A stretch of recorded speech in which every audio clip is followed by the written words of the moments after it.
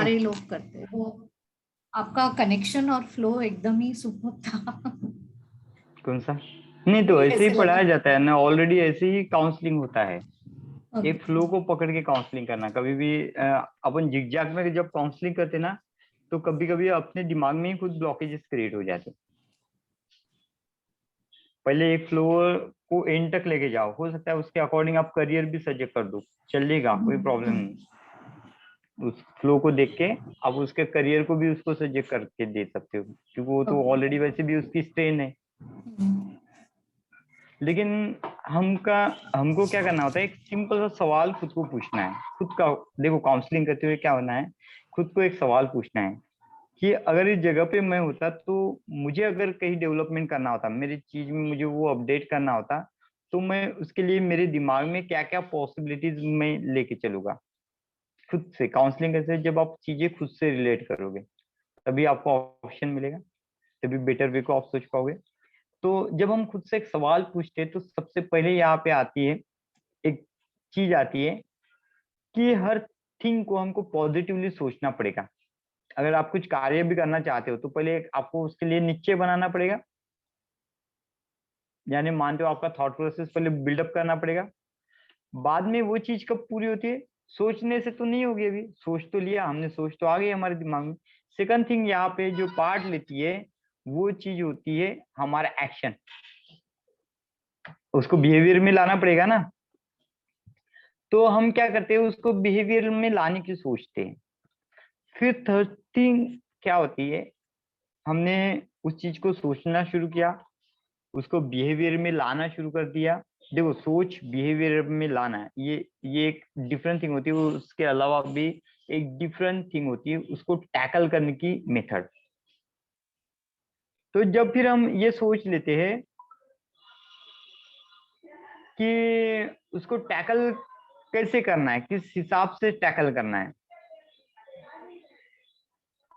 तो इसके लिए हमारा काइनेमेटिक्स, टैकल करने की एबिलिटी, यानी हमने थिंग के बारे में भी सोच लिया, जो हमको करना है उस चीज के बारे में भी सोच लिया हमने।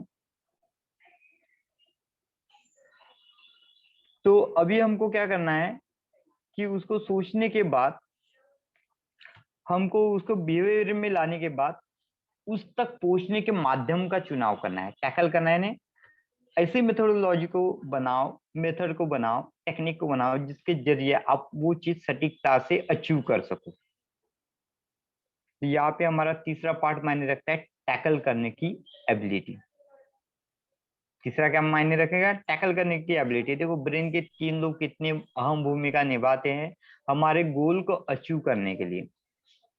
जो भी गोल्स आप चाहते हो, जो भी गोल्स आप करना चाहते हो, ठीक है, उसके लिए हमारे दिमाग के तीन लोग कितनी अहम भूमिका निभाते। एक, पहले उस चीज को करना है तो थिंकिंग को बताएगा, थिंक क्रिएट करेगा। यानी बोलते ना हम, पहले विचार आना चाहिए। कुछ क्रांतिकारी करना है, कुछ आपको नया करना है, तो उसका विचार तो एक समय के लिए वो पनपना तो चाहिए आपके दिमाग में। तो वो थिंक में आया। बाद में थिंक में आने से होता नहीं। थिंक में आने से क्या है, ये विचारों का खेल होता है, एक विचार के बाद दूसरा विचार आता है। फिर उसी थिंक को अपने एनर्जी के साथ जोड़ने के लिए हम क्या कहते हैं, उसको बिहेवियर में लाना शुरू करते हैं। चलो इसको एग्जाम्पल के तौर से हम देखते हैं कि हो सकता है आपको समझने में तकलीफ ना जाए, इसलिए एग्जाम्पल लेते हैं। फॉर एग्जाम्पल आपके दिमाग में पहले आता है कि मुझे इंग्लिश सीखना है। थिंक आया, सोचा आपने मुझे अच्छे से इंग्लिश सीखना है, ठीक है। बाद में सेकंड थिंग क्या करते हो, आप उसको बिहेवियर में लाना शुरू कर देते हो। आप रूटीन लाइफ में थोड़ी थोड़ी उस लैंग्वेज के बोलना सीखते हो, या आप सोचोगे कि कहाँ से आपको वो लैंग्वेजेस सीखनी मिलती है, गूगल पे सर्च करोगे, अलग अलग ऑडियो सुनोगे, वीडियो सुनोगे स्पीकिंग के रिलेटेड। ही आप क्या करोगे, उसको बिहेवियर में लाने की सोच है, रूटीन लाइफ में बोलने का कोशिश करोगे, लिखने का कोशिश करोगे। बाद में आप थोड़ा बेस आइडिया जब आपको आ जाता है, बेस आइडिया आ जाता है, ये दोनों चीज क्या देती है आपको, बेस आइडिया देती है। ये दोनों चीज ने क्या किया, आपको बेसिक आइडिया दी, ठीक है। जैसे लैंग्वेज, कोई बच्चा इनोसेंट बच्चा होता है, उसके दिमाग में आता है कि मैं ये चीज करके देखूं, वो चीज करके दिखता है, ट्राई करता है। जैसे उसको पप्पा को पप्पा बोलना होता है, तो एक साथ में पप्पा नहीं बोलता ना, प प प प बोलते बोलते पप्पा होता है। यानी पहले दिमाग में आता कि ये जो इंसान दिख रहा है ये मेरा पिताजी होगा, थॉट किया उसने। बाद में उसने उसको अपने बिहेवियर में लाने का जुड़ा। आप पूछते हो बोलना नहीं आता, पप्पा कौन से, तो बराबर पप्पा की तरफ उंगली करेगा। मम्मी कौन सी है, तो मम्मी की तरफ उंगली करेगा। क्रॉस उंगली कभी नहीं करेगा, पप्पा को मम्मी, मम्मी को पप्पा नहीं बोलेगा वो। हाँ, जब उसको समझ नहीं आती तब तक बोल सकता है, जब उसको साउंड की आइडेंटिफिकेशन नहीं आती तब बोलता है। तो जब वो बोलता है, बाद में वो क्या कहता है, बिहेवियर में ला लिया। बिहेवियर में लाने यानी इंडिकेट किया उसने, पप्पा को पप्पा इंडिकेट किया, मम्मी को मम्मी इंडिकेट किया। बिहेवियर में लाने यानी आपने इंग्लिश की किताबें लाई, उसको पढ़ना शुरू कर दिया, इंग्लिश मूवी को देखना शुरू कर दिया, इंग्लिश स्पीकिंग कम्युनिकेशन स्किल को देखना शुरू कर दिया। ये बिहेव हो गया, ठीक है। ये चीजें क्या हुई, आपके बिहेवियर में आ गई, बिहेव बन गई। बाद में आप क्या करते हो, उन चीजों को बोलना शुरू कर देते हो। लेकिन पहले क्या होते हैं, हम टोन को नहीं जानते ना, नए होते हैं, तो आपको किस शब्द में कैसा वेट देना है, किस स्ट्रक्चर में बोलना है, किस वे में बोलना है। तो फर्स्ट टाइम आप इंग्लिश कैसे बोलते हो, जैसे कोई टॉपिक हम पढ़ रहे हैं, फर्स्ट अपन बुक लेते हैं तो कोई टॉपिक कैसे पढ़ते हैं, उस हिसाब से पढ़ते हैं। आई एम गोइंग, इसमें कोई टीचिंग नहीं लिया, आई वेंट स्कूल, ऐसे एक टूटक से शब्दों में बोलते हैं। फिर हम उसको क्या करते हैं, जब उसको टैकल करने की मेथड अप्लाई करते हैं, यानी उसको बिहेव के साथ यानी फिजिकल इमोशन के साथ उस वर्ड को बोलने की कला सीखते हैं। तो हमारे बातों में वो ये दोनों का जब कोऑर्डिनेशन आता है, तब क्या हो जाती है, चार चांद लग जाते हैं। यानी जो चीजें आप समझाना चाहते हो उसको आपका बॉडी का इंटेंशन, जैसे आप जो हाथ वारे करते हो, बोलते हो, आई मूवमेंट करते हो, फेशियल एक्सप्रेशन देते हो, उसकी मिठास डालते हो उसमें आप, तो लोग आपको क्या बोलना है तो आप समझ में आ जाएगा लोगों को, ठीक है। फॉर एग्जाम्पल मैं यहाँ पे बैठा हूँ और आपको बोलूंगा हंसो हंसो हंसो, तो आप हंसोगे क्या, मुझे भी हंसना पड़ेगा, मुझे भी वो मुस्कान लानी पड़ेगी, मुझे भी खिलखिला के हंसना पड़ेगा। या आप डरने वाली बात है, यार मैं डर गया, ऐसे करोगे तो नहीं होगा ना, आपको एक्सप्रेशन देने पड़ेंगे डरावने वाले, तो बाकी जाके समझेगा कि कुछ चीजें डरावनी चीज है। आपके एक्सप्रेशन से लोग बोलते हैं। जैसे कभी कभी हम देखते हैं अचानक से हमारा पैर ऐसे चीजों में लग जाता है जो हार्मफुल होती है, तो हम क्या बोलते हैं, बाप रे। गाड़ी, आप रास्ता क्रॉस करते हो, अचानक गाड़ी एक पास से गुजरती है, आप क्या बोलते हैं, बच गया। चैन की सांस लेते हो, इमोशन दे रहे हो, बॉडी उस एक्शन के साथ आप क्या कर रहे हो, फिजिकल इमोशन को जोड़ रहे हो। यानी आप क्या कर रहे हो, उस चीज को प्रॉपर वे में रिएक्ट करने के लिए टैकल कर रहे हो। एक्सप्रेशन देना, टैकल किया, बोला मेरे पास से गई, बच गया। एक्सप्रेशन में उतनी मिठास नहीं आएगी, लगेगा नहीं, बहुत हॉरर सिचुएशन था, लेकिन झट से बच गया। Expression change, movement change, understanding level change. तो ये जो आती है टैकल करने की एबिलिटी, हर चीजों को टैकल करने की एबिलिटी, किस हिसाब से आप टैकल करते हो, तो ये तीनों चीजों से आपका एम जो होता है वो परफेक्ट होता है। कोई चीज को हम जब देखते हैं तो इन चीजों का बोलते ना मिक्सचर हमारे पास होना चाहिए। थिंक करते हो, बिहेवियर में नहीं लाया, अचीव नहीं होगी। मैनिफेस्ट की पावर, अगर किसी चीज को आप मैनिफेस्ट भी करना चाहते हो, किसी चीज को सीखना भी चाहते हो, तो वो आपको अप्लाई तो करनी पड़ेगी, रोज इसका रियाज तो करना पड़ेगा। ठीक है, आपको मधुर गाना आता है, अच्छा सॉन्ग आता है, आपका आवाज अच्छा है, वॉइस टोन बहुत अच्छा है, गॉड गिफ्टेड वॉइस टोन है, लेकिन आप गाने का रियाज ही नहीं करोगे तो अच्छा गाना बोल पाओगे। और किसी का वॉइस अच्छा नहीं है, लेकिन उसने सोचा, ठान लिया कि मुझे अच्छे गाने बनाने हैं, अच्छे रिदम में गाने बनाने हैं, और उसने अगर उसको अप्लाई किया, बिहेवियर में लाया और टैकल करने की मेथड को सुन लिया, तो क्या होता है, उसके गाने भी हिट हो जाएंगे। एग्जाम्पल चाहिए इसके, ए आर रहमान देख लो, म्यूजिक कितना अच्छा टोन देता है, उसके सॉन्ग, उनके सॉन्ग को सुन लो। हिमेश रेशमिया को देख लो, आवाज को लोग उतना पसंद नहीं करते, लेकिन उनके गाने में जो ट्यून होता है और म्यूजिक होता है, लोगों को प्रभावित कर देता है, रियलिटी फुल लगता है। गाना सुनने में आपको इतना मोहित नहीं करेगा, लेकिन उसके ट्यून को जब सुनते हो, आप साइलेंटली उसके शब्दों को सुनते हो, तो वो आपके हार्ट में इम्पैक्ट डालते करके उनके गाने लोग पसंद करते। साउंड के जरिए कर रहे क्या, उन्होंने उसको एक रिदम में डाला, रिदम में डालने की कला। पता है, आप ऐसा गाना गाओगे ना तो अजब लगेगा। लेकिन उसी को एक म्यूजिकल इंस्ट्रूमेंट के साथ गाते हो ना, तो आप खुद की आवाज को सुनकर नहीं आइडेंटिफाई कर पाओगे कि ये मेरी ही साउंड थी। क्यों? क्यों आप उसको एक टेक्निकल परफॉर्म में डालते हो, टैकल करने की एबिलिटी में डालते हो, और वहां पे कंपोजर लगा रहता है, वो क्या करता है, आपके वॉइस को कंपोज करने का काम करता है। यानी उनके रिदम को, बीट को बनाता है, उसमें बीट को आइडेंटिफाई करके प्रेस करता है, जिसके कारण हमारे कानों में वो ध्वनि सुनने में अच्छा होता है। तो हमने क्या किया, थिंक, बिहेव और टैकल, इन चीजों से हम किसी भी एम को अचीव करते हैं। तो सबसे पहले हमारे दिमाग में किसी को काउंसलिंग करने के पहले यही एक थॉट आनी चाहिए कि मेरे दिमाग के पहले मैं 3 पार्ट कवर करूं। पहले 3 पार्ट क्या करना है, आपको कवर करना है। इसमें कौन सा पार्ट? इसलिए यहाँ पे लोग की अहम भूमिका होती है। और ये समझने के लिए आपको बॉडी का कोऑर्डिनेशन बनाना था, हर चीज को एक्सट्रीम लेवल पे शो करना, एक्सप्रेस करना। इसमें क्या होता है, बॉडी का कोऑर्डिनेशन सही चाहिए। समझ, कोई ऐसा न्यूज जैसे आपसे बात कर रहा है, कुछ आपको एक्सप्रेशन नहीं दे रहा है, आपको इंटरेस्ट रहेगा उसको सुनने में? हम पीछे सुनने जाते हैं, कोई आता है, ठीक है, वहां पे आता है आपके सामने, बिल्कुल ऐसा हाथ ऐसे करेगा और बोलना शुरू करेगा, फेशियल एक्सप्रेशन कुछ भी नहीं, जैसा रट्टा मारा हुआ ऐसा बात करने लग जाएगा। मजा आएगा सुनने में? नींद आएगी आपको। आधे लोग क्या देखेंगे, आधे लोग इधर देखेंगे, आधे। लेकिन कोई अच्छा वक्ता होता है जो फेशियल एक्सप्रेशन कर करके आपको बताता है, थोड़ा कॉमेडी करता है, फेशियल एक्सप्रेशन करता है, पूरे बॉडी के स्ट्रेन का उपयोग करता है, तो क्या होता है, आप उसके बॉडी की छोटी छोटी चीजें भी टिपने लग जाते हो, ऑब्जर्व करने लग जाते हो, आप पूरे ध्यान से उसको देखते हो। कुछ समय के लिए आप भूल जाते हो कि आप कोई बड़ी महफिल में बैठे, आपका पूरा फोकस उस इंसान पे होता है, पूरा फोकस क्या हो जाता है, उस इंसान पे होता है। चलो, इन तीनों लोगों की क्वालिटी को बताने के लिए मैं एक आपको एग्जांपल सुनाता हूँ, और एक एग्जांपल होगा, एग्जांपल को समझाने के लिए और एक एग्जांपल, ठीक है? तो मजा आती है थोड़ी एग्जांपल से सीखना, यानी थोड़ा जो बोलते हैं ना, बेस जल्दी समझ में आता है। तो एग्जाम्पल के लिए और एक एग्जाम्पल।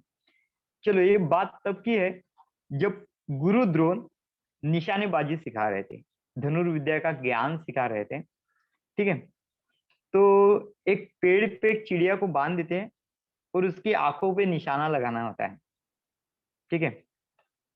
तो 5 कैरेक्टर होते हैं वहां पे। अर्जुन होता है, ठीक है, युधिष्ठिर होता है, भीम होता है, नकुल और सहदेव होता है। 5 लोग होते हैं, और दुर्योधन भी होता है। 6 लोग एक होते हैं, ठीक है? और दुर्योधन के और भाई रहते, उतनी अपन डिस्कस नहीं करेंगे क्योंकि टॉपिक बड़ा होते जाएगा। तो पहले बात, जो न्यायपूर्व युधिष्ठिर जो होता है, उसके हाथ में धनुष्य दिया जाता है और उसको पूछते तुमको क्या दिख रहा है। उनको लक्ष्य को भेजने के लिए पूछते तुमको क्या दिख रहा है। वो क्या बोलते हैं, मुझे पेड़ दिख रहा है, पेड़ की टहनियां दिख रही है, उसके पत्ते दिख रहे हैं, उसमें बैठी हुई चिड़िया और उसकी आंखें दिख रही है। तो गुरु द्रोण उनको क्या करते हैं, उनको बोलते तुम बांध मत चढ़ाओ, क्योंकि पता है कि इतने सारे देख रहे थे, तो सच में लक्ष्य को भेद नहीं पाएगा। सेकंड को टास्क देते, सेकंड भी वही बोलता है। अभी ये बोलता है इतना सारा दिखा, तो गुरु ने इसको मना कर दिया। तो वो बोलता है मेरे को पेड़ों की टहनी और चिड़िया और उसकी आग दिख रही है। गुरु बोलता है तू भी मत चला। तीसरे की बात, तीसरे का आता है, तीसरे को लगता है, वो बोलता है मुझे चिड़िया दिख रही, चिड़िया के हरे हरे पंख दिख रहे और आग दिख रही। वो बोला तू भी मत चलेगा, क्योंकि तेरा भी ध्यान भटका हुआ है, तू भी नहीं सटीकता से उसको करवाया। ऐसे कर करके सबके होने के बाद अर्जुन को पूछता है, अर्जुन को पूछता है, और अर्जुन बोलता है कि तुझे क्या दिख रहा है। तो गुरु पूछता है उसको कि अर्जुन तेरे को क्या दिख रहा है। तो अर्जुन बोलता है मुझे चिड़िया की आग दिख रही। तब गुरु बोलता है हाँ, तू सही दिशा में, तू सटीकता से तोड़ सकता, यानी उस चीज को भेज सकता है।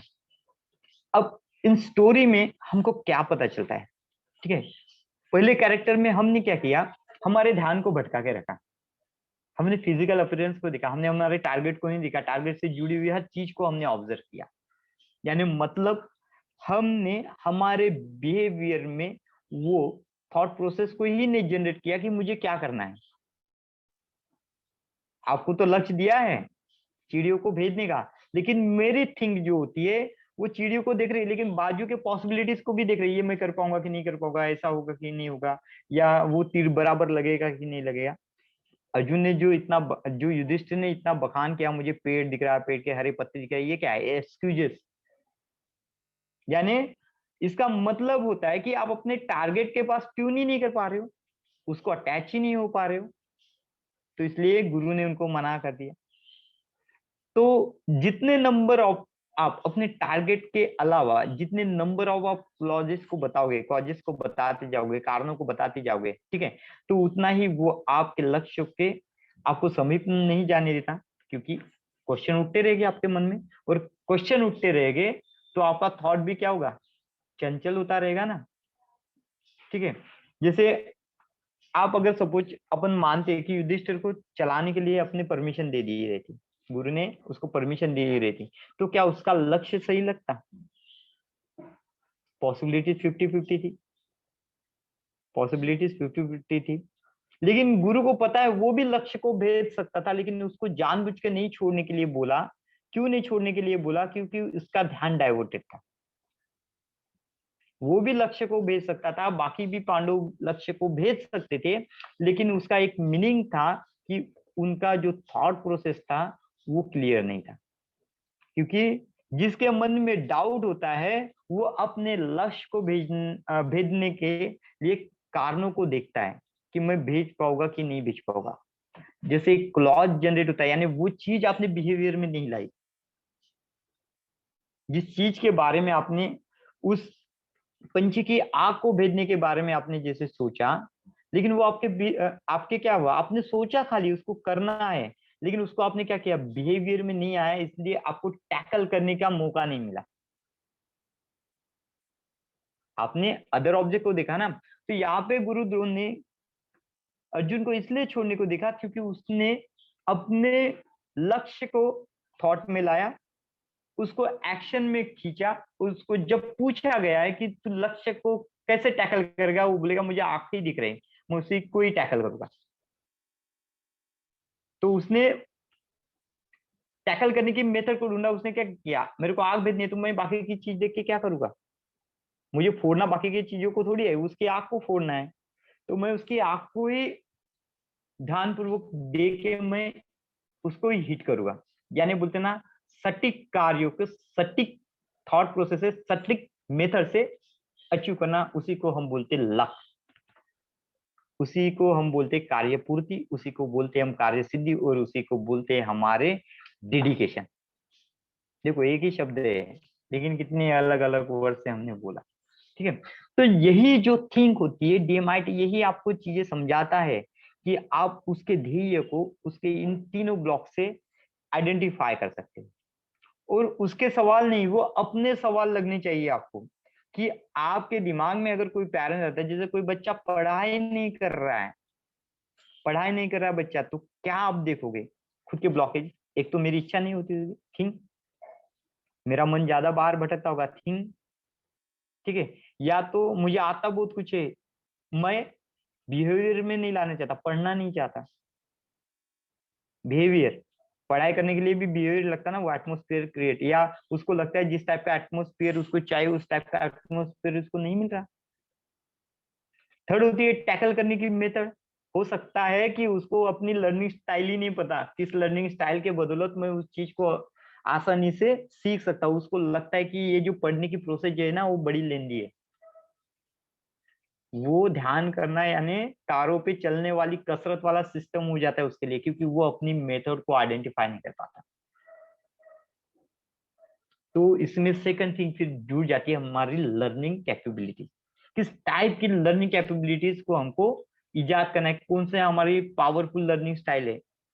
हमको ऑडिटरी थिंग्स समझ में आती है, हमको विजुअल थिंग्स समझ में आती है। तो नीचे के दो पार्ट फिर वहां पे काम करते हैं, ऑडिटरी और विजुअल।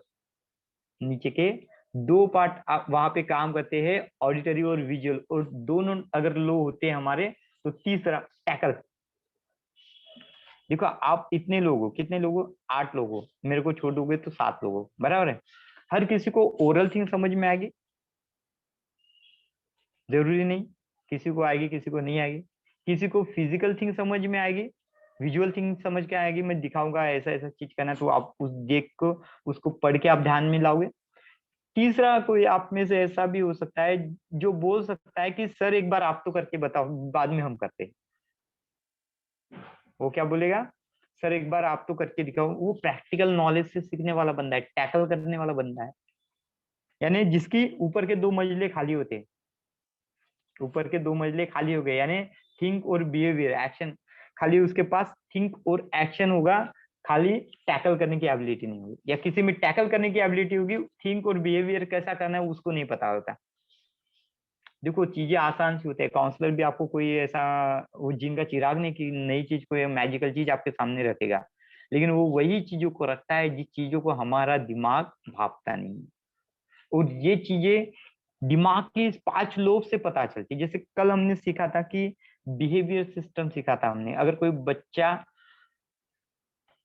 एंग्री होता है, कोई बच्चा गुस्से वाला होता है, कोई बच्चे का एटीट्यूड ऐसा होता है जो माँ बाप की सुनता नहीं है, क्यों नहीं सुनता है? तो एक बात समझ लेना, आप जो इंस्ट्रक्शन उसको देना चाहते हो, जो इंस्ट्रक्शन जिस वे में देना चाहते हो, उस इंस्ट्रक्शन को बच्चा समझ नहीं पा रहा है।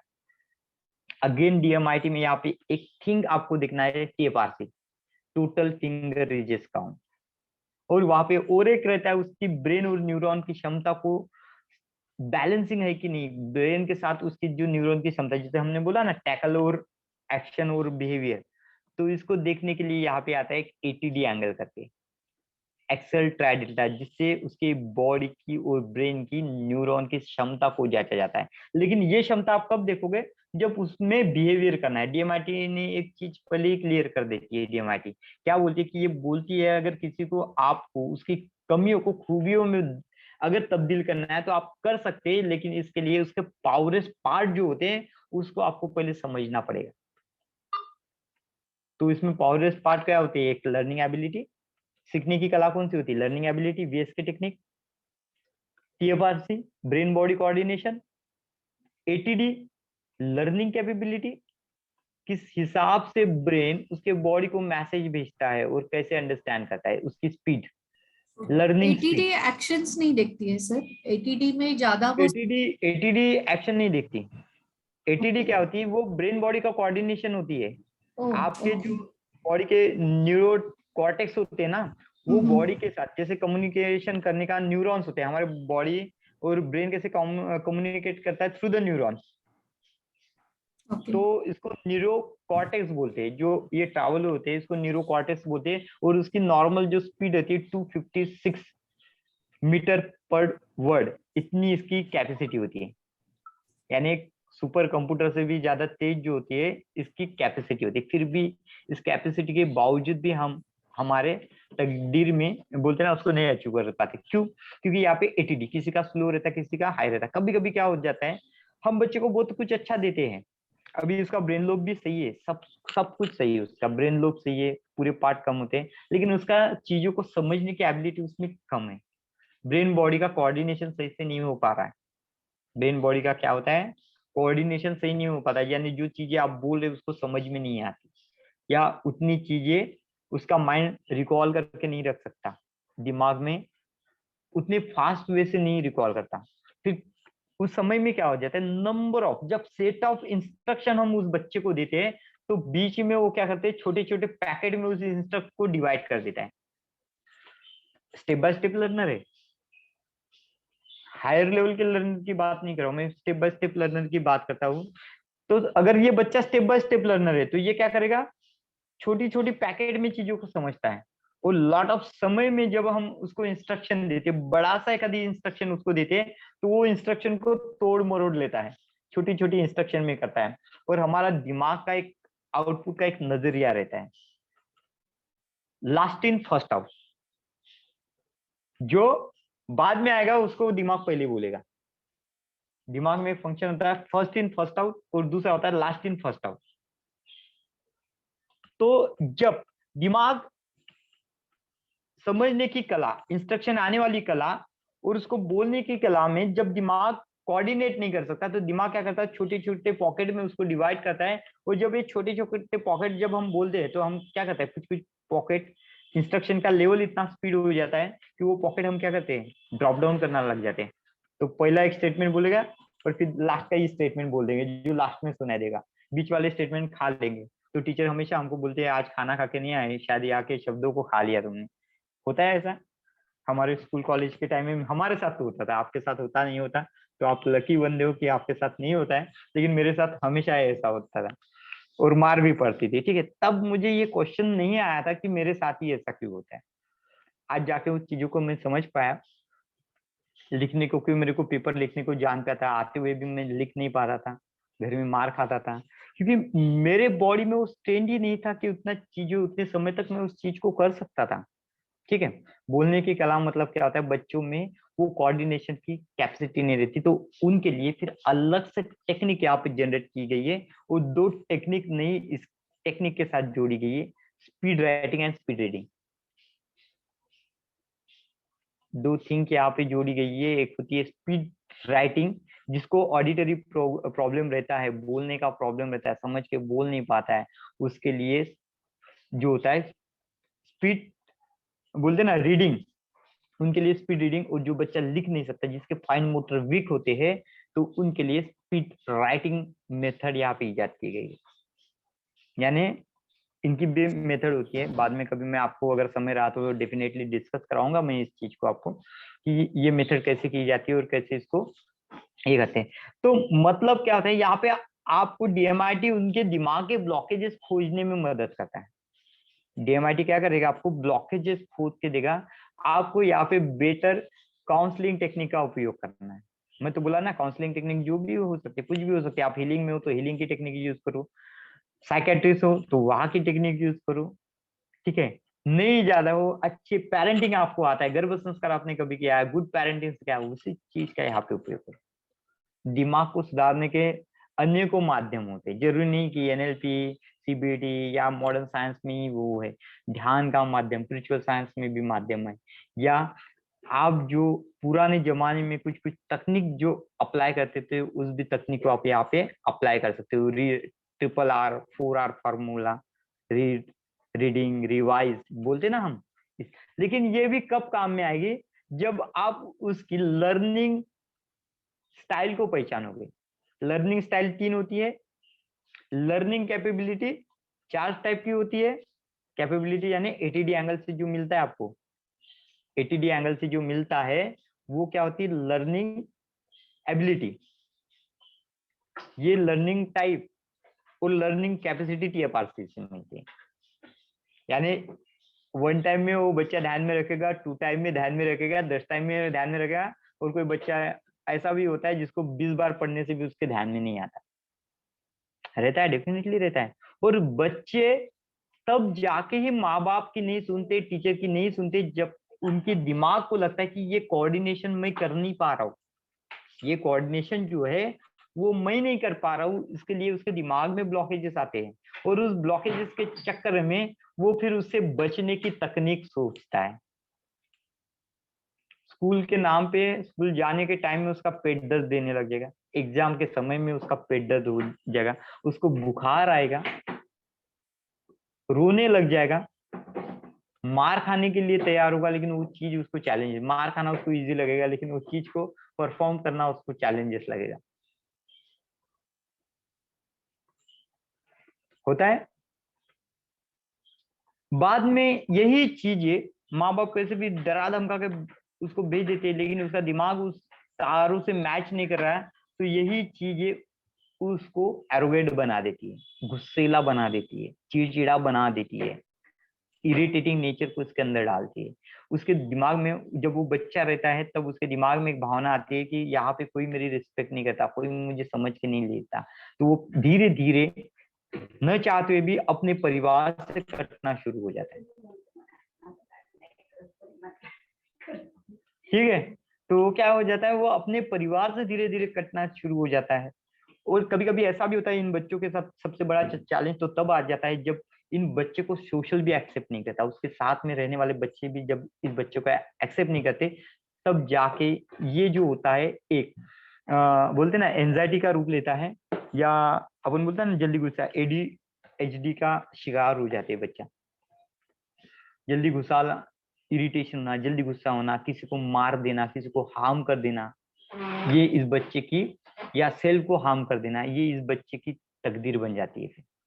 ये बच्चा इस साइकोलॉजी को जनरेट करता है। खुद के फियर को छुपाने के लिए ये दूसरे को हिट कर देता है। होता है, दो बच्चे होते हैं माँ बाप के, एक बच्चा पढ़ाई में अच्छा होता है, दूसरा बच्चा पढ़ाई में नालायक होता है, तो माँ बाप एक बच्चे का ज्यादा प्यार करते हैं, तो ये बच्चा मौका पाके क्या करता है, अपने भाई को लपड़वा देगा। होता है, उसको पनिश करता है, उसको धमकी भी देता है कि देख बताना नहीं तो और मार पड़ेगी तेरे को। और इसको तो मार खाने की आदत रहती है, माँ बाप को उसको तो पता है जान तो नहीं लेने वाले, ज्यादा से ज्यादा क्या करेंगे, पनिश करेंगे, एक टांग पे खड़ा कर देंगे, 2 दिन खाना नहीं देंगे, मारेंगे थोड़ी मेरे को, लेकिन तू कहाँ जाएगा।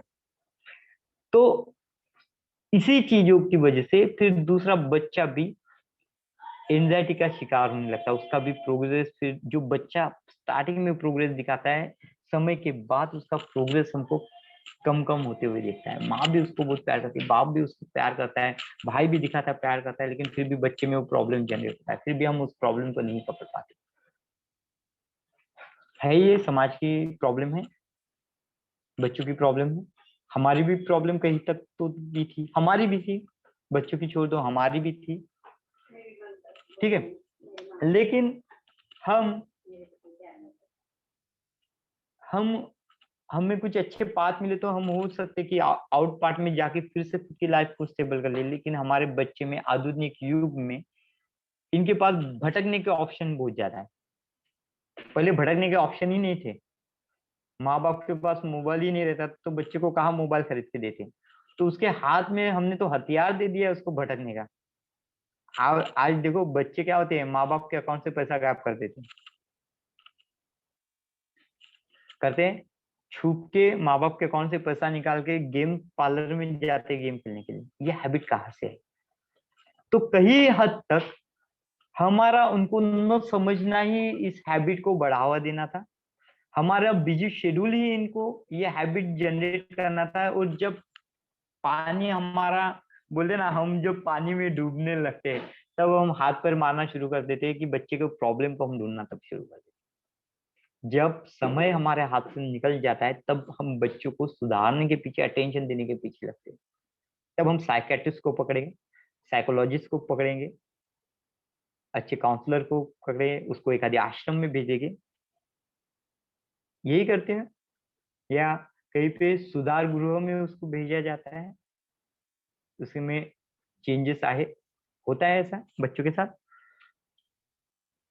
तो जब बोलते ना पेरेंट्स 10 घाट का पानी पी गए ना तब हमारे पास आएंगे, तब काउंसलर के पास आते हैं। 10 घाट का पानी पी के आते, सब करके देख लिया, आश्रम में रख के देख लिया, बोर्डिंग में रख के देख लिया, सब करके देख लिया, तब जाके लास्ट के अगर कोई बचता है तो वो बचता है काउंसलर,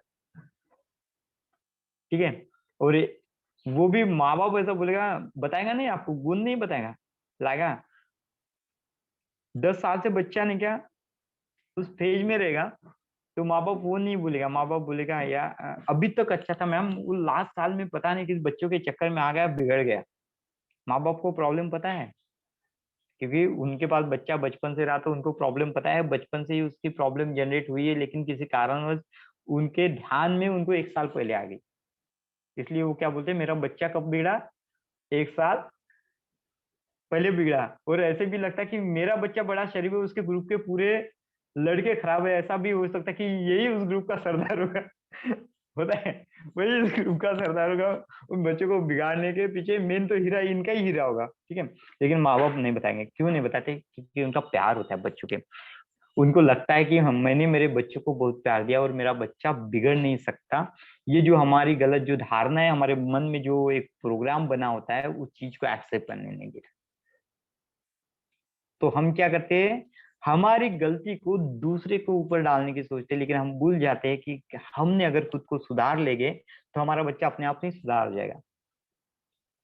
और कंपैरिजन करो और बिगाड़ो बच्चे को। तो इतना बोलने का मतलब यही था कि अगर आप उसके ब्रेन को कभी भी रिपोर्ट आया ना, तो ब्रेन के लोग को पहले समझ लो, तो समझ जाएगा कि बच्चा कब सुधरने वाला है। इसका गेसिंग आपको आ जाएगा, उसको कितना ड्यूरेशन लगेगा, 5 साल लगेगा, 6 साल लगेगा, 7 साल लगेगा, या वो कभी लाइफ में सुधर नहीं सकता। ये डीएमआईटी का एक एनालिसिस आपको देता है। लेकिन वो एनालिसिस आपके पास आने के लिए दिमाग के लोग को पढ़ने की कला आप में आनी चाहिए। जैसे हमने बिहेवियर को पढ़ा, तो उसका एक्शन पार्ट देख लो किस टाइप का एक्शन पार्ट है। ठीक है, सबसे ज्यादा अगर सुधारने का काम अगर किसी को जाता है, सबसे टिपिकल काम जाता है, तो दो बच्चों को सुधारने का जाता है, एक तो रिवर्स थिंकर और रूल पैटर्न वालों को। रूल पैटर्न अपने ही फेज में बने हुए फेज में उनको अच्छा लगता है, दूसरा नेचर एडॉप्ट नहीं कर पाते हैं। ठीक है, रिवर्स थिंकर हमेशा ही आपसे अपोजिट सोचेगा, हमेशा ही आपको अपोजिट सोचेगा, और उसको पता है बचने के आसार भी उसको पता है, वो आपकी दुखती नस पे रख दे, उंगली रखना सीख जाएगा।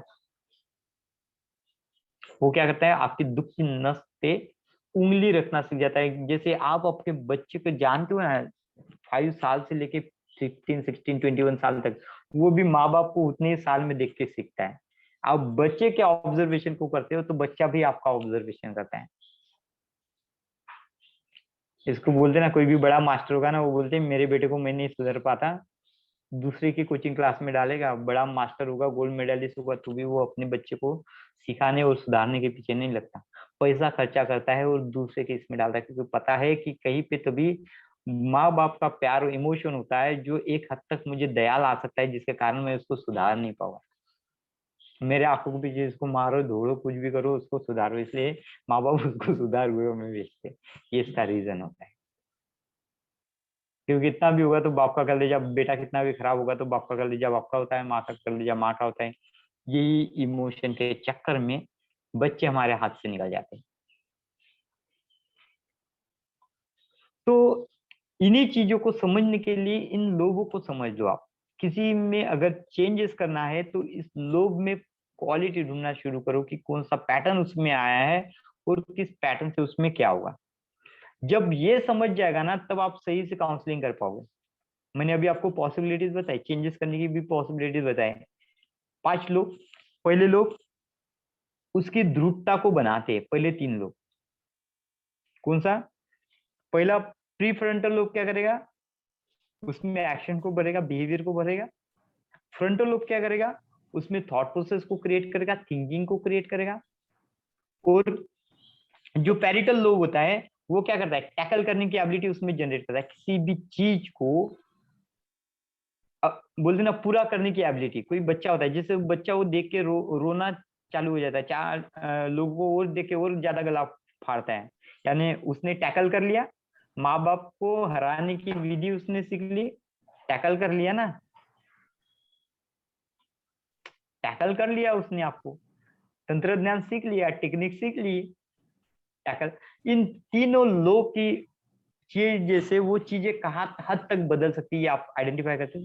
फिर नीचे के 2 लोग और मिडल जो टैकल करने का लोग, ये इनकी कलाओं को सिखाता है, ये किस हिसाब से डेवलप हो गए। ये डेवलपमेंट पॉइंट होते हैं, उसके दिमाग के डेवलपमेंट पॉइंट होते हैं।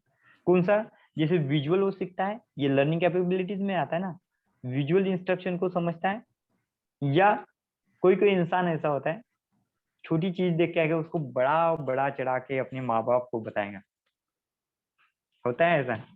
कोई औरतें भी ऐसी होती है, देखो बड़े अच्छे वे पे उसको एक्सप्रेस करते हैं, आपको लगेगा यार ऐसा ही होगा, और बाद में जाके देखते हो तो वो चीजें बहुत छोटी थी। बोलते ना, इसी चीज को फिर हिंदी में बोला गया है राही का पहाड़ बनाना। होते हैं ऐसे बच्चे, इनका विजुअल एबिलिटी बहुत स्ट्रांग होता है, हर चीज को एक्सट्रीम लेवल पे लोगों के इमोशन को टच करके एक्सप्लेन करने की कला, उनके विजन को दिखाने की कला इनके पास होती है। कोई ट्यून को आइडेंटिफाई करके सीखने वाली कला होती है, कोई कोई बच्चों में ट्यून से आइडेंटिफाई करने की कला होती है, अलग अलग साउंड को कंपोज करते हैं, अलग अलग साउंड को जनरेट करते हैं।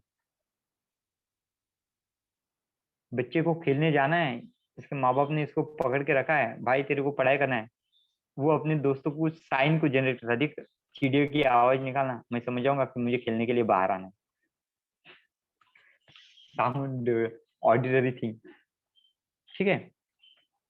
और टैकल करने की तीसरी काइनेमेटिक थिंग को हम यहाँ पे पढ़ते हैं, हम इशारों को किसी को बुलाते हैं। आप आओ जाओ इशारे करें, आंखों के कुछ इशारे करो, फेशियल कुछ एक्सप्रेशन दे रहे हो, बॉडी लैंग्वेज का उपयोग कर रहे हो। सीखने की कलाओं में बॉडी लैंग्वेज का उपयोग करते हैं, ये होती है टैकल करने की कला, इसी को काइनेमेटिक्स कला बोली जाती है। और इन्हीं तीनों चीजों से इंसान का बिहेवियर भी बनता है। इन तीनों चीजों के इंसान क्या होता है, ये नीचे की तीन चीजें इंसान का बिहेवियर को डिसाइडेड करती है, आपके एक्शन को डिसाइडेड करती है, ये तीन चीजें। अब वो कैसे, इसका एक एग्जांपल मैंने शायद ही आपको दिया था, चलो इसको भी एक एग्जांपल के माध्यम से समझते हैं। एक केस शायद मैंने आपको डिस्कस किया था, नहीं किया था पता नहीं। एक औरत का केस आया था, काउंसलिंग का ही था।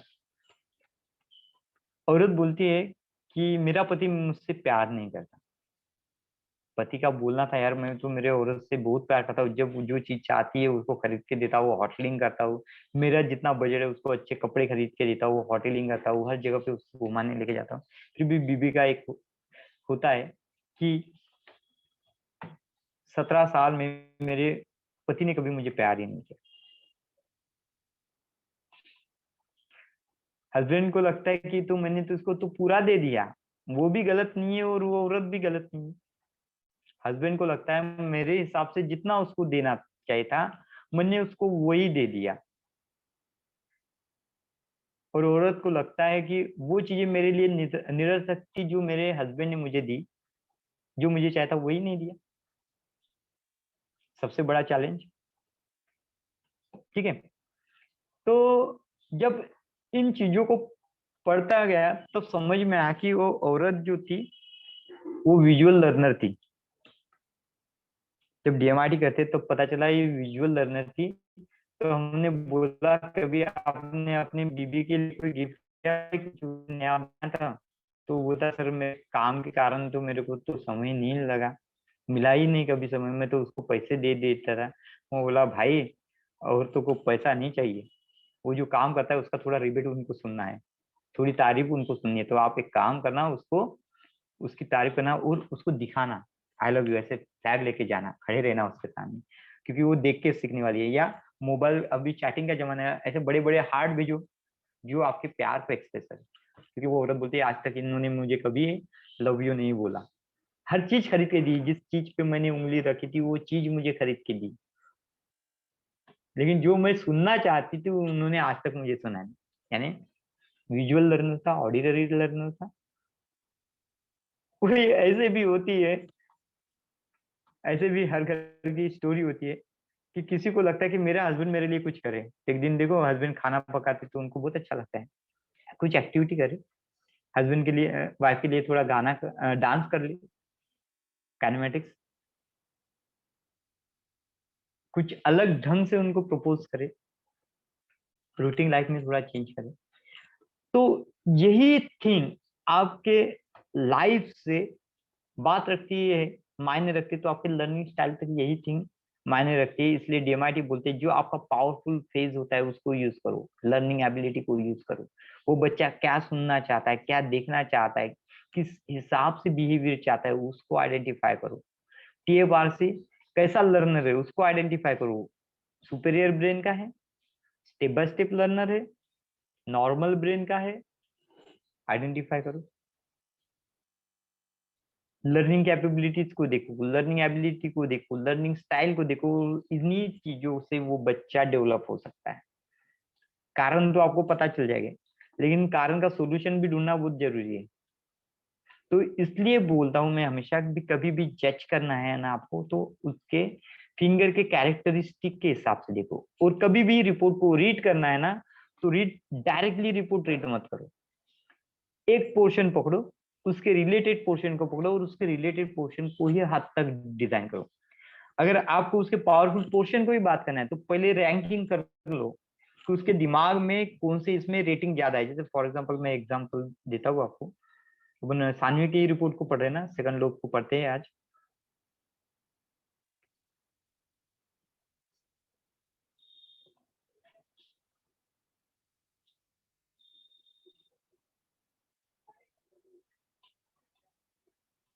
चलो पहला लोग समझ में आ गया ना। अब बात करते हैं प्रीफ्रंटल लोब, सॉरी प्रीफ्रंटल हो गया हमारा, फ्रंटल लोब की। अब फ्रंटल लोब में जब हम पेरेंट को क्वेश्चन पूछते हैं कि आपके बच्चे का प्रॉब्लम क्या है, आपके बच्चे का प्रॉब्लम क्या है, ठीक है, तो वो बोलेगा इसको प्रॉब्लम समझ में नहीं आती, मैथ सही से नहीं छुड़ा पाता है, कैलकुलेशन इसके दिमाग में नहीं जाती, अंक नहीं आते, रीजनिंग नहीं आती इसको, दो चीजों के जजमेंटल नहीं आता है, कोई भी इसको आता है उल्लू बना के चला जाता है, लॉजिकल थिंकर नहीं है, कोई भी चीज बिना बताए बोल देता है, यानी बिना सोचे समझे बोल देता है, किसी को सोचेगा नहीं, उसको हार्म करेगी, गलत लगेगा, बुरा लगेगा, वो नहीं करता। हर चीज को अच्छे वे से देख नहीं पाता, इमेजिनेशन नहीं कर पाता, विजुअलाइजेशन, बिना जाने चीजों पे रिएक्ट करता है, रिसर्च नहीं करता है, इमोशन कंट्रोल में नहीं आता है, खुद के बिहेवियर को नहीं कंट्रोल में रखता है, गुस्सा आ गया लगा दिया किसी को थप्पड़, आइडिया फॉर्मेशन नहीं होता है, साइंस नहीं समझ में आती बच्चे को, प्रीफ्रंटल लोब है, प्रीफ्रंटल लोब, ठीक है। यहाँ पे सॉरी, ये सभी क्रिया फ्रंटल लोब में होते हैं। पेरेंट्स ने बोला, हमने उस चीजों को नोट किया, हमारे दिमाग ने नोट किया, नहीं तो नोट पैड रखना, जो जो पेरेंट्स बोलते जाता है उस थिंग को लिखते जाना, और फिर ब्रेन लोब में कौन से एक्शन, कौन से कार्य को होते हैं उसमें देखना। चलो हमको पता चल गया कि इसका फ्रंटल लोब कमजोर है, इसका क्या है, फ्रंटल लोब कमजोर है। अभी फ्रंटल लोब की दो क्वालिटी होती है, दिमाग दो है, लेफ्ट और राइट, दिमाग के 5 पार्ट है, 5 पार्ट के 10 हिस्से होते, 10 कमरे होते, ये 10 रूम का घर है हमारा। अब हमको 2 रूम को देखना है, एक रूम में लॉजिकल इंस्ट्रक्शन होगा और एक इसमें म्यूजिक बोलते ना, विजुअल होगा, इमेजिनेशन, स्पैटल एबिलिटी, पिक्चर को समझने की कला, विजुअल एबिलिटी, क्यों यहाँ पे आया है, इमेजिनेशन आया है, आइडिया फॉर्मेशन आया है, यानी कोई पिक्चर को देख के समझता ही नहीं है वो बंदा, पिक्चर को देख के समझता नहीं है। तो हम क्या करेंगे, फ्रंटल को देखा तो हम इसको खींच गए, अभी यहाँ पे ये रोल खत्म हो जाएगा, ये वाला रोल खत्म हो जाएगा, ये हम पहले प्रीफ्रंटल लोब में ही एक्शन पार्ट देखना है, इसको छूना नहीं है अभी। प्रीफ्रंटल जब देखोगे तभी इस पार्ट को छूना है, इसका रोल खत्म हो गया अभी, बिहेवियर का, इनर आउटर बिहेवियर का रोल खत्म, इसको देखने की कोई जरूरत नहीं है, ठीक है।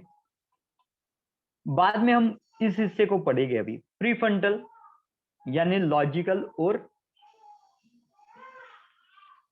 कौन सा, सेकंड जो होता है, एक लॉजिकल होता है और दूसरा होता है हमारा इमेजिनेशन। इमेजिनेशन की ये कार्य दिख रहे हैं आपको, हम्म। लॉजिकल के कार्य दिख रहे हैं। अब इसमें देखना है उसको, आप देखना चाहते हो, अभी इसमें जज करना चाहते हो तो एक पेंटिंग दे देना उसको, और एक छोटा मोटा मैथ दे देना जिससे सॉल्व करेगा, देखना दोनों में से किसमें वो समय ज्यादा लगाता है,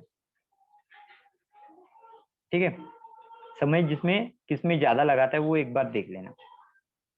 तो आपको एक पता चलेगी कि इसका लॉजिकल एबिलिटी, यानी इसके ब्रेन का जो होता है, लेफ्ट ब्रेन काम नहीं कर रहा है, यानी राइट बॉडी के पार्ट से इससे एक्शन करके लेना है, एक्टिविटी करके लेना है, राइट बॉडी का पार्ट जो होता है वो ज्यादा यूज नहीं करता।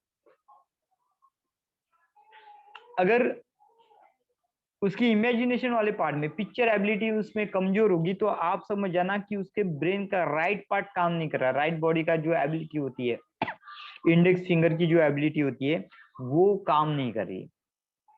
चलिए इस बच्चे में दोनों कम दिखा रहे हैं, बराबर है, लेकिन इसमें जो पैटर्न है, एक पैटर्न तो हो सकता है ये कला है वो डेवलप कर सकता है, लेकिन फिलहाल में नहीं करेगा। क्यों नहीं करेगा, क्योंकि इसका एक्शन पार्ट हमने देख लिया, इसलिए फिलहाल में वो इस टेक्निक का यूज नहीं करेगा, क्योंकि इसका जो आउटपुट होता है इसके पेरेंट के आधार पे डिपेंड था। तो जैसे मैडम ने कल इसके मम्मी के बारे में बताया कि वो भी गुस्से वाली है, तो सेम चीज ये बच्चा कैरी करेगा, तो इस कारण से वो अपने इमेजिनेशन चीज को खो देगा, विजुअलाइजेशन नहीं कर पाएगा, उस थिंग को समझ नहीं पाएगा, शब्दों को समझ नहीं पाएगा, सिचुएशन को समझ नहीं पाएगा, क्यों, विजुअल है, तो वो अपने ही ढंग से अपने हिसाब से चीजों को देखना चाहता है, बनाना चाहता है। लॉजिकल है, लॉजिक नहीं लगाएगा खुद का, लोगों के द्वारा जो दिखता है उसका भी, क्योंकि हमने जाना उसका सेल्फ कमजोर था, इनर कमजोर था, तो उसके चलते वो क्या करेगा, चीजों को समझने का कला यूज नहीं करेगा। इंटरपर्सनल नहीं है उसमें, इनर थॉट नहीं है, इनर चाइल्ड उसका सोया हुआ है, वो उससे बात नहीं करेगा, उसको जजमेंट एबिलिटी नहीं देगा। फिर अब हमने जाना कि उसका जो फ्रंटल पार्ट खराब है उसमें लॉजिकल और स्पैटल एबिलिटी से रिलेटेड प्रॉब्लम है। लॉजिकल और स्पैटल एबिलिटी, लॉजिकल और पिक्चर एबिलिटी उसमें कम है। तो ध्यान में रखना, इस बच्चे का जो होता है आईक्यू और सीक्यू कम रहेगा। इस बच्चे का आईक्यू कम आएगा और सीक्यू कम आएगा। आईक्यू यानी इंटेलिजेंस क्वेश्चन कम है, जजमेंटल एबिलिटी नहीं है, जजमेंटल एबिलिटी उसने खो दी। सीक्यू किसी चीजों को एक्सट्रीम लेवल पे जाके नहीं सोच सकता, और उसका पैटर्न भी डिपेंड करता है उसमें कौन सा पैटर्न है। ये दो चीजें देखना, देख लिया आपने ये दो चीजें। अब इस बच्चे को अगर आपको देखना है तो आप दो इंटेलिजेंस की रेमेडीज उसको सजेस्ट करोगे, एक लॉजिकल एंड मैथमेटिकल इंटेलिजेंस। कौन सी वाली इंटेलिजेंस कहा गया? हाँ, ये वाली इंटेलिजेंस, ठीक है। ये एक इंटेलिजेंस देखोगे लॉजिकल मैथमेटिकल इंटेलिजेंस, और दूसरी एक इंटेलिजेंस देखोगे आप, वो थी पिक्चर इंटेलिजेंस, क्योंकि इमेजिनेशन था ना वहां पे, इमेजिनेशन था, ये वाली विजुअल इंटेलिजेंस। तो उसकी ये रेमेडीज आपको उससे करा के लेंगे, उसमें वो चीजें आपको निकालनी है, तो उसकी क्या करना है, ये चीजें आपको डेवलप करनी है।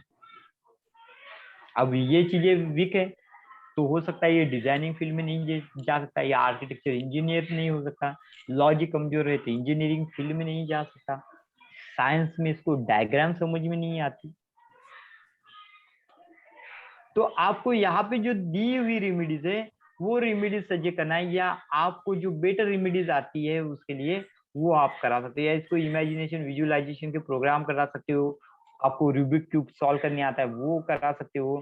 साथ में आप क्या बोलते हो, पढ़ाते हो ना लॉजिक पजल पढ़ाते हो, क्या पढ़ाते हो आप बच्चों को, क्या नाम है उसका, अबेकस, अबेकस पढ़ाते हो आप बच्चों को। तो इन चीजों का आप उपयोग कर सकते हो। सेकंड लोब कमजोर है उसमें। तो सेकंड लोब क्या होता है, थिंकिंग का, थॉट करने की प्रोसेस कमजोर है बच्चे में ना। विजुअली देखो, विजुअली थॉट नहीं कर सकता, यानी किसी इमेज को बड़ा करके दूसरी बाजू को देखने की एबिलिटी नहीं है, जैसा दिखता है वैसा रिएक्ट करेगा। बैक ऑफ द माइंड सोचने की कला नहीं है ना। जैसे आपको उसने मिलने का समय दिया, आपको उसने मिलने का समय दिया और आप उस समय में नहीं पहुंचे तो गुस्सा हो जाएगा, ये नहीं सोचेगा कि आप ट्रैफिक में भी पहुंचोगे। जब निकलते होगे तो अचानक कोई बंदा आपको मिल गया होगा, उसके कारण भी आपको देरी हो जाएगी, वो अपने बातों पे अड़ा रहेगा, मैंने तुमको 5 बजे बोला, तुम 5 बजे क्यों नहीं आए। आपकी सिचुएशन को नहीं समझेगा, उसने सिचुएशन को समझने की कला खो दिया है। वो क्या करेगा, मेरे हिसाब से ये चीज होनी चाहिए, मुझे ये 7 बजे है तो 7 बजे ही होनी चाहिए, मैं तुम्हारे बारे में नहीं सोचूंगा, क्योंकि उसका इमोशनल पार्ट जो होता है वो कम हो गया है। नेचुरली पार्ट जो होता है उसका सीक्यू कम हो गया, और उसका आईक्यू कम हो गया। तो जजमेंटल एबिलिटी नहीं है उसमें, क्रिएटिव क्वेश्चन नहीं है, उस चीजों को समझ नहीं सकता है। कुछ कुछ लोग होते हैं, आप एक शब्द बोलते हो, बोलने का मतलब अलग होता है, लेकिन वो उस शब्द को अलग वे से पकड़ के आपसे झगड़ने लग जाता है। आपका इंटेंशन वो नहीं होता कि आप उस वे से नहीं बोलते उसको, लेकिन वो समझ जाता है ना वो। चलो इसको भी समझो, एक मैजिकल एग्जांपल से समझो इसको, इस थिंग को। एक जोक था, ऐसे मोबाइल पढ़ने की एक बहुत सारी बैड हैबिट मुझ में भी है, तो मोबाइल में जोक देखो, ये देखो।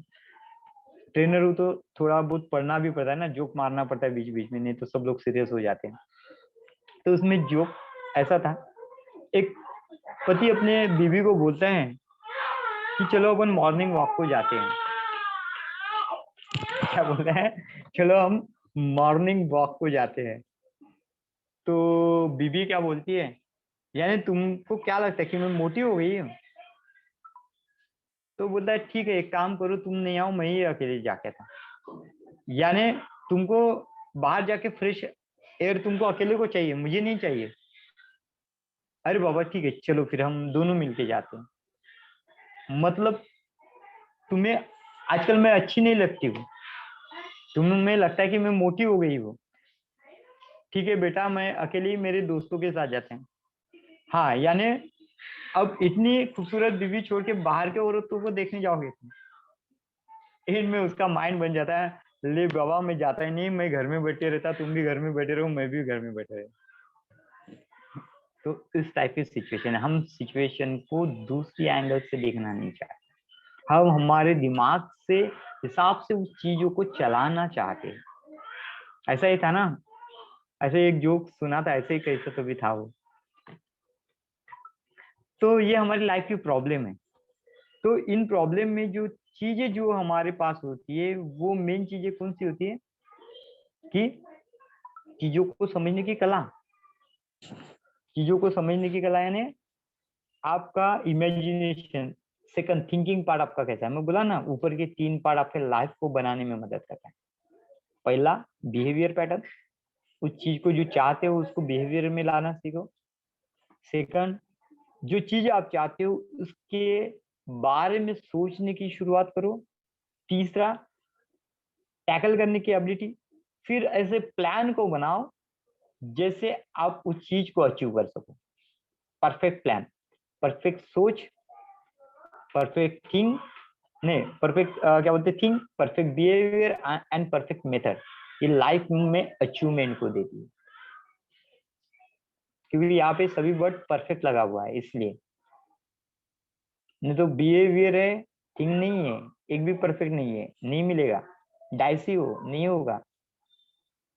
तो ये तीनों चीजों का यहाँ पे अहम रोल होता है, और उसमें आप किस हिसाब से सीखोगे, वो नीचे के 2 और बीच में टैकल करने की एबिलिटी से जान पाओगे कि इसकी सीखने की कला कैसे है।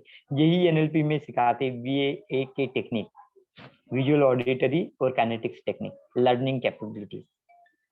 हर अभी जितने भी प्रोफेशनल ट्रेनिंग होती है उसमें इस टेक्निक को बढ़ावा देते हैं।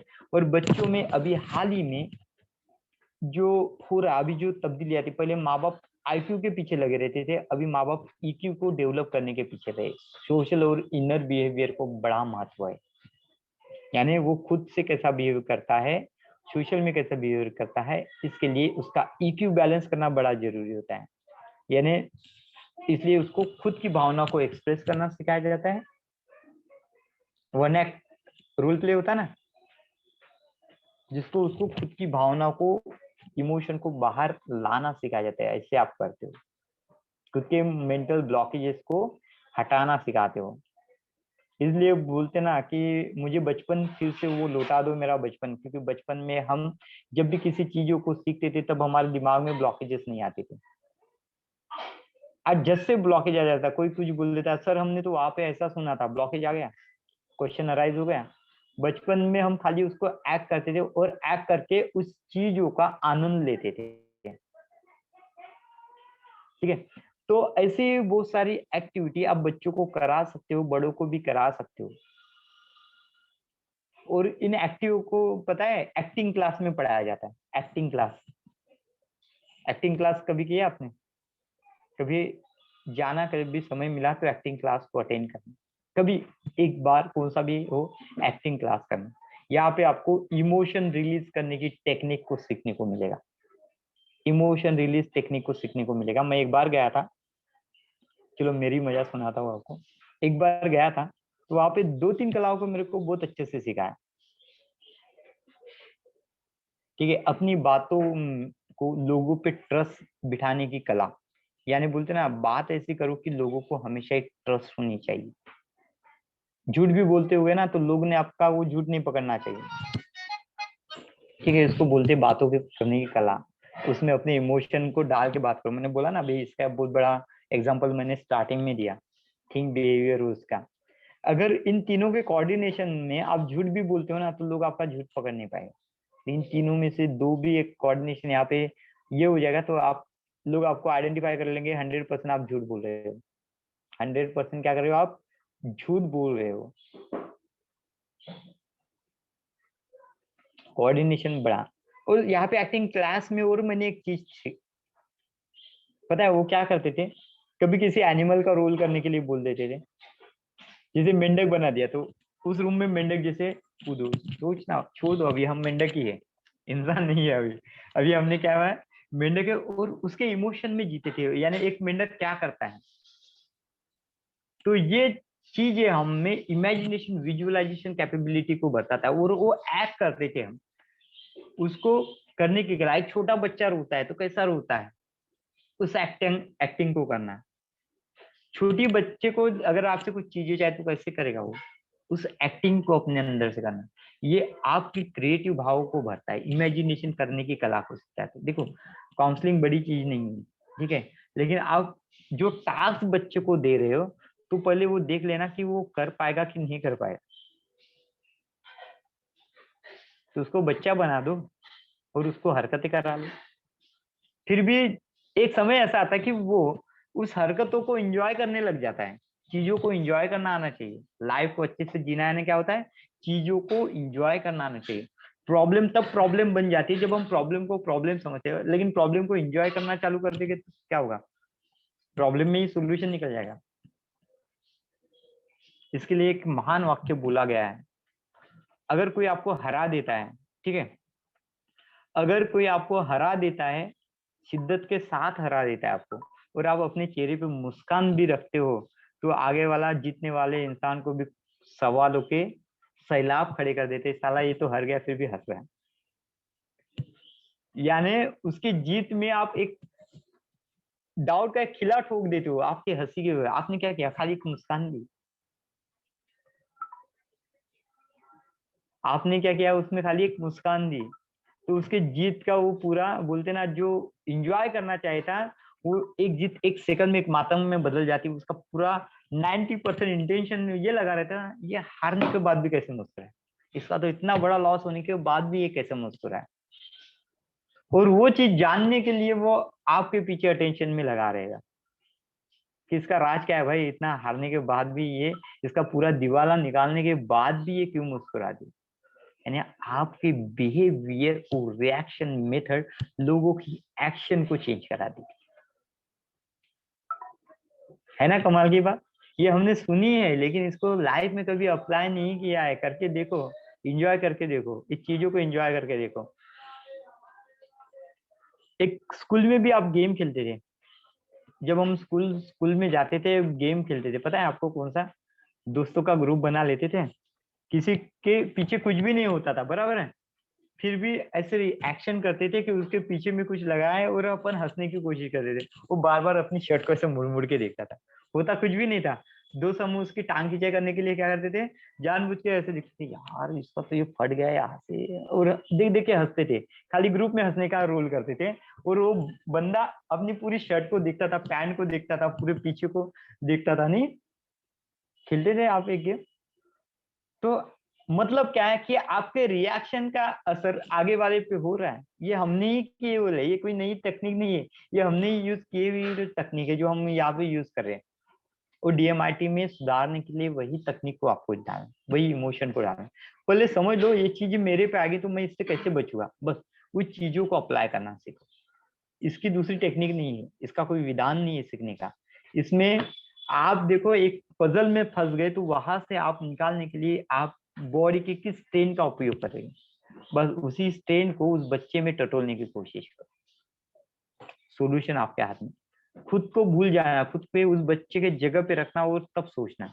ऐसा नहीं आप तो बड़े हो गए, आप बोलोगे 5 मिनट में तुम्हारे आप, हम माँ बाप के एक डायलॉग रहते हैं, सेंटी सेंटी डायलॉग रहते हैं, तेरे जितना था ना मैं 5 मिनट में बोलते हैं इस सवाल को ऐसे ही सॉल्व कर लेता था। तो अगर बच्चे ने आपको बोल दिया हाँ माँ आप 5 मिनट में करते तो आप तो कलेक्टर तो नहीं बन गए, फिर मेरे को क्यों कलेक्टर बनाने के पीछे हो, तो हो गया हमारा। तो मतलब क्या होते हैं, उसको भी पता होता है कि माँ बाप जो चीजें नहीं कर पाए वो हमको उस चीजों को करने के लिए प्रेरित करते हैं। लेकिन प्रेरित करते हो तो ये बात भी सही है, लेकिन उसकी कलाएं आपको भी आना चाहिए, ठीक है। कंपैरिजन भी ऐसे करो कि जिससे बच्चे को वो चीजों को काटने में असफलता जाए। बच्चे को प्रॉब्लम भी दिखाओ, बच्चे को सोल्यूशन भी दिखाओ, बच्चे को ट्रबल भी दिखाओ, और बच्चे को प्रॉब्लम भी डालो, क्रिटिकल प्रॉब्लम में डालो, और उसको निकलने के मेथड को खुद को इजाद करने दो। वॉच रखे रहना है, देखना है कि वो भटके ना, वॉच रखे रहना है, लगाम अपने ही हाथ में रखना है, लेकिन उसको मेंटली तौर पे खुला छोड़ देना। लगाम अपने ही हाथ में रखनी है, पूरा छोड़ दोगे तो क्या होगा। भैंस का एक बच्चा होता है जब पैदा होता है ना, भैंस या गैया के बच्चे पैदा होते हैं ना, बांध के रखते तो बड़े सीधे लगते हैं, छोड़ दो ऐसे आगे आपके हाथ में नहीं आएंगे, इधर उधर घूमते रहते हैं, और ऐसे डिसबैलेंस होकर घूमते, किसी चीज में जाके भी लग जाते हैं। ब्रेक नहीं रहते उनमें, ऑटोमेटिक ब्रेक सिस्टम उनमें डेवलप नहीं होता, किसी भी चीज में जाके लग जाएगा। छोटा बच्चा भी वैसा ही होता है, जब वो स्टार्टिंग में दौड़ना लगता है ना, उसके पैर फूटे तो यहाँ वहां घूमता है। एक मॉल में मैं गया था, एक मॉल में गया था, ठीक है। तो पापा यहाँ पे बास्केट लेके खड़े थे, तो बच्चा क्या करता था, जाता था रैक से घूम के जो चीजें पसंद आती है वो बास्केट में डाल देता था। पापा जाके बार में उसको रखने जाते थे, उतने स्पीड से वो बच्चा दूसरी चीज उठा के उसमें डालते जाता था। तो ये गेम उनका 10 से 15 मिनट चली और मुझे ही बड़ी हंसी आ रही थी। पिताजी थक गए लेकिन बच्चा थकने के लिए तैयार नहीं। एंड ओवर में बच्चे को उसने पकड़ लिया और अपनी गोदी में रख लिया, अब चल तेरे पीछे दौड़ना नहीं होता मेरे को।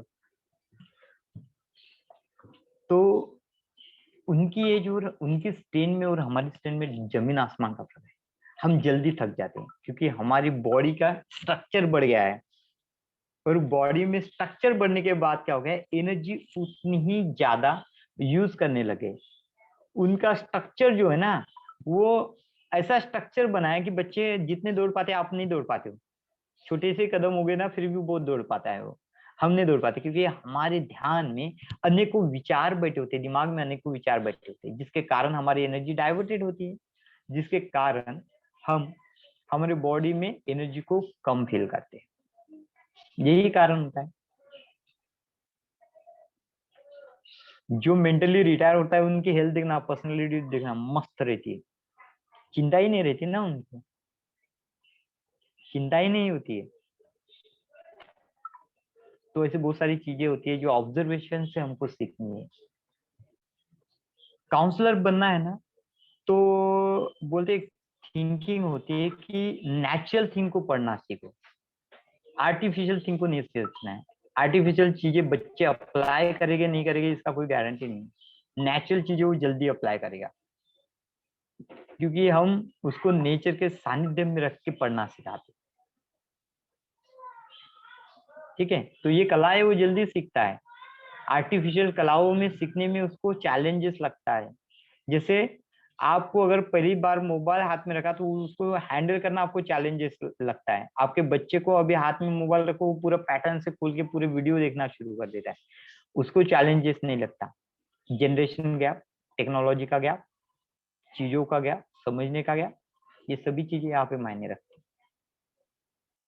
तो आज का क्लास यहाँ तक समझ में आया, फ्रंटल का समझ में आया, थॉट प्रोसेस।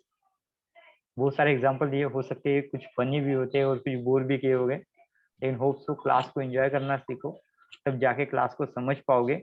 और पढ़ना यानी जैसे पीपीटी दिखा के पढ़ाना, ये मेरे को आज तक नहीं जमा, मैंने कभी नहीं। अभी तो मैं थोड़ा पीपीटी बना के पढ़ाता भी हूँ, पहले मैंने आज तक कभी ना नोट्स दिए ना कभी मैंने पीपीटी किसी को सबमिट की। क्योंकि मैं बोलता हूँ कि बातों से सीखो, तुम समझने की कला को उजागर करो। अगर आपको एक फीडिंग मिलता है ना, जैसे नोट्स मिल रहा है, आप लिखने की कला को भूल जाओगे, आप चीजों को समझ के लिखना भूल जाओगे। आपको पता है आयता मिलने वाला है यार, पढ़ के समझ जाओगे ना। पढ़ के समझ जाना रहता तो तुमको क्लास करने अटेंड करने की जरूरत ही नहीं होती। इतने सारे अच्छे अच्छे साइकोलॉजी के किताब पढ़े होते हैं, तो हम वही पढ़ के अच्छे काउंसलर बन जाते हैं। क्यों हम इतने वर्कशॉप अटेंड करते हैं, क्यों हम खुद को बिल्डअप करने के पीछे इतनी एनर्जी लगाते हैं। इसका भी एक मीनिंग होता है, जब तक आप खुद का एनालिसिस नहीं करोगे ना तब तक आप इस पड़ाव में आगे नहीं बढ़ पाओगे। तो सबसे पहले डीएमआईटी खुद का करना, खुद के ब्रेन को रीड करो, खुद की साइकोलॉजी को रीड करो, करंट कंडीशन को खुद को रीड करो, तब जाके आप डीएमआईटी को सही से समझ पाओगे। मेरी बातें तो बड़ी रोचक लगती है आपको, लेकिन ये तब रोचक, ज्यादा रोचक लगेगी जब आप इस डीएमआईटी को खुद के बिहेवियर के साथ जोड़ोगे, खुद के लाइफ के साथ जोड़ोगे, तब जाके बोलते ना ये शाश्वत साइंस होना चाहिए ना। सुनने के लिए हर बातें हमको सही लगती है, जब उस साइंस को अप्लाई करने जाते तो भी मजा आने को होना ना, तब कब आएगा, जब वो बातें हम खुद से रिलेट करेंगे, खुद से टटोलेंगे, खुद से उसकी अनुभूति करोगे। तो आपको सबसे पहले खुद का डीएमआईटी निकालना है, खुद का रिपोर्ट करना है, और इतने लेवल में, जितने लेवल में हम देखते जा रहे हैं ना, उतने लेवल में खुद को टटोलना है। आपने खुद को टटोल लिया यानी दूसरों को टटोलने की एबिलिटी आप में आ गई। इसलिए मैंने वो प्रैक्टिकल आपको दिया कि इतने रूप से आप देखो कि आपके दिमाग में क्या होता है, क्या देते हो। इसलिए मैंने आपको समझ दिया कि आपके दिमाग में कितना समझ में आता है। अगर नहीं समझ में आया तो अगेन से फिर से क्लास को रिपीट करेंगे, मुझे कोई प्रॉब्लम नहीं। मेन चीज होता है कि आप अच्छी चीजों को समझ के सोशल को अच्छा दो। मेरे को क्लास 10 बार पढ़ाने में कोई तकलीफ नहीं है, मेरे नए बच्चे आते जाएंगे, उसी बच्चे में मैं आपको बिठा दूंगा। मेरे को उनको भी पढ़ाना है, ठीक है। 10 बार एक ही चीजों को पढ़ाऊंगा तो मेरे को भी वो चीजें पढ़ने नहीं पड़ेगी, क्योंकि एक किताब को पढ़ने के लिए मेरे को भी 10 किताबें निकालनी पड़ती है, 10 थीम को पढ़ना पड़ता है, सबसे थोड़ा थोड़ा टेस्ट लेना पड़ता है, इसमें डालना पड़ता है।